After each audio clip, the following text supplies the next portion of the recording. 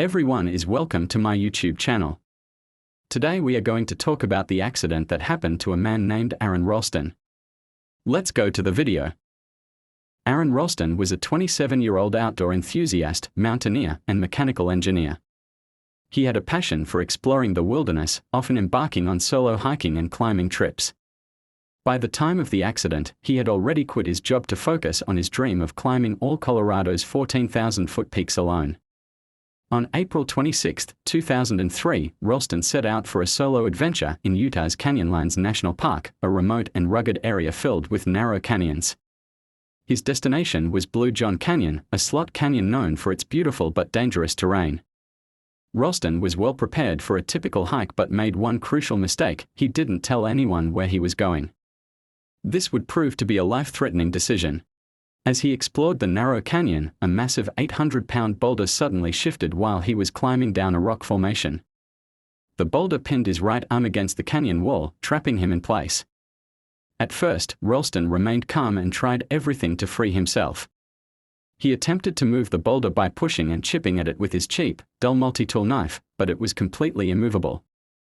As the hours turned into days, his food and water supplies started to run out, and his chances of survival grew slim. For 5 excruciating days, 127 hours, Ralston remained trapped in the canyon, enduring freezing temperatures at night and scorching heat during the day.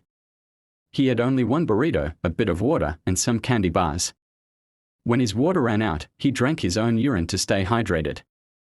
He screamed for help, but being in a remote canyon, no one could hear him. He tried using his climbing gear to lift the boulder, but it wouldn't budge. As time passed, he accepted that he might die there. He recorded farewell messages to his family using his camera and carved his name, birthdate, and the expected date of his death into the rock. My name's Aron Ralston. My parents are Donna and Larry Ralston of Englewood, Colorado. Whoever finds this, please make an attempt to get it to them. Be sure of it. I would appreciate it. By the 6th day, Ralston realized he had only one way to survive: he had to cut off his own arm. He had already attempted it before, but the knife was too dull to cut through bone.